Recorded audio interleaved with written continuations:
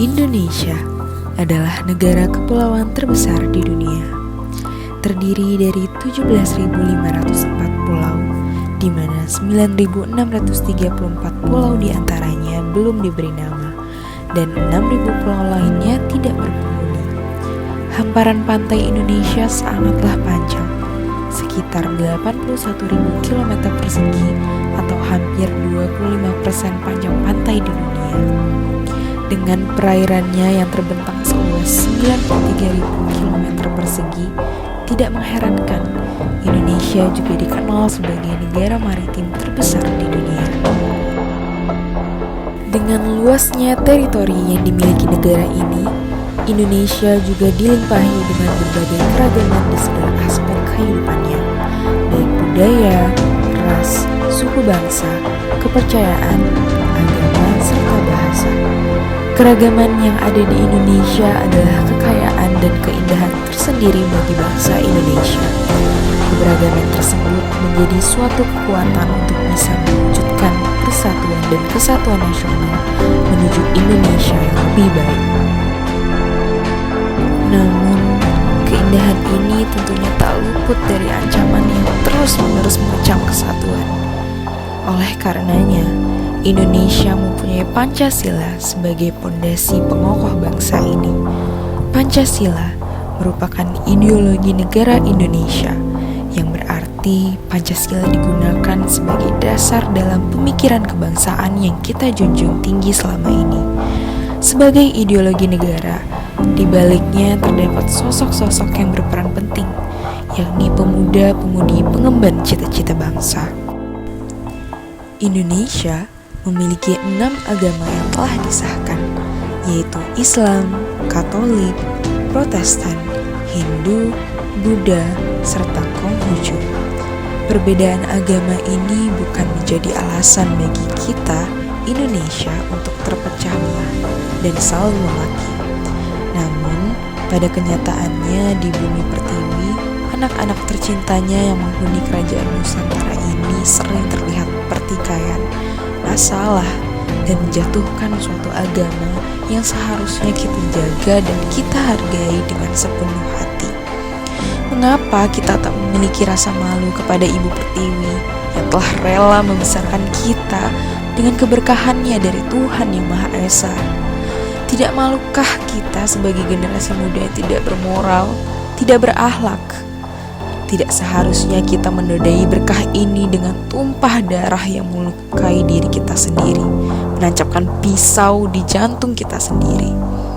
Indonesia telah memiliki pedoman kuat tentang agama, yaitu sila pertama, ketuhanan Yang Maha Esa.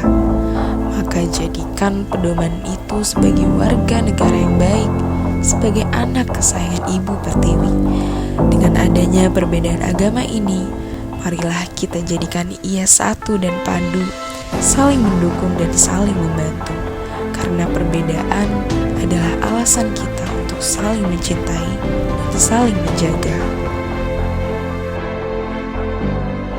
Di zaman revolusi industri ini, Indonesia juga seakan berpacu dan bersaing di dalamnya.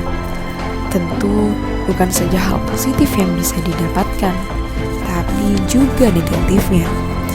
Perkembangan industri saat ini menuntut kita untuk selalu ikut berperan aktif di dalamnya. Sebagian tetap kukuh dengan prinsip nilai dasar Pancasilanya dengan menghargai sesama tanpa memandang suatu apapun. Namun sebagian lainnya mulai melupakan nilai-nilainya, tidak menghargai kebebasan orang lain, melecehkan harga diri orang lain, atau saat ini orang-orang menyebutnya dengan bullying. Mungkin ini pemandangan yang hampir tidak pernah terlewatkan oleh kita saat ini. Orang tua renta yang bahkan untuk diri saja tidak mampu, malah diabaikan oleh pemuda-pemudi saat ini. Perih sekali melihat kenyataan yang ada pada Ibu Pertiwi ini yang sudah tidak seperti sedia kala. Persatuan Indonesia. Begitulah bunyi sila ketiga Pancasila. Persatuan adalah di mana perbedaan bersatu menjadi satu kesatuan yang sinergis dan utuh. Indonesia dengan ragam keunikannya memiliki keindahan yang harus kita banggakan. Salah satunya adalah dengan cara bangga menggunakan produk lokal sendiri, seperti batik. Batik merupakan salah satu warisan budaya Indonesia yang telah diakui dunia sebagai ciri khas bangsa Indonesia. Harusnya kita bangsa Indonesia bangga akan hal ini. Selain itu, munculkanlah kebiasaan-kebiasaan seperti berbelanja di pasar tradisional, bukan belanja di swalayan modern ataupun pusat-pusat perbelanjaan yang justru membuat pedagang-pedagang kecil di Indonesia kalah. Inilah cara yang bisa kita lakukan untuk memunculkan rasa bangga dan rasa cinta terhadap bangsa kita sendiri. Oleh karena itu, mulailah dari hal-hal kecil terlebih dahulu. Berikan apresiasi, wujudkan rasa cinta tanah air. Mari bersama kita ciptakan bangsa Indonesia yang satu dan kuat. Kerakyatan yang dipimpin oleh hikmat kebijaksanaan dalam permusyawaratan perwakilan. Begitulah bunyi dari sebuah sila yang hampir tidak diterapkan lagi dalam demokrasi di Indonesia. Sila keempat merupakan penjelmaan dalam dasar politik negara. Ialah negara berkedaulatan rakyat yang menjadi landasan mutlak dari sifat demokrasi negara Indonesia. Hakikat dari sila ini adalah demokrasi. Salah satunya pemilihan ketua BEM yang merupakan bentuk pelaksanaan demokrasi di lingkungan perkuliahan. Pemilihannya yang dilakukan melalui pengumpulan suara dari seluruh masyarakat kampus mencerminkan kehidupan berdemokrasi yang pada dasarnya memiliki makna dari rakyat, oleh rakyat, dan untuk rakyat. Tak hanya itu, penerapan musyawarah sebagai jalan pemecah suatu masalah juga menjadi salah satu nilai positif yang terkandung pada sila ini. Dengan itikat baik dan rasa tanggung jawab, kita seharusnya dapat menerima serta melaksanakan setiap hasil keputusan musyawarah tanpa harus memaksakan kehendak sendiri. Keadilan sosial berarti tidak mementingkan diri sendiri, melainkan kepentingan umum. Tentu ada banyak cara yang bisa kita lakukan untuk berlaku adil. Contohnya saja pada kondisi saat ini, dengan mewabahnya virus corona yang sangat mencemaskan masyarakat, mulailah terlihat banyak oknum yang masih mementingkan diri sendiri. Mereka menimbun barang-barang terutama alat kesehatan yang sangat diperlukan, salah satunya masker.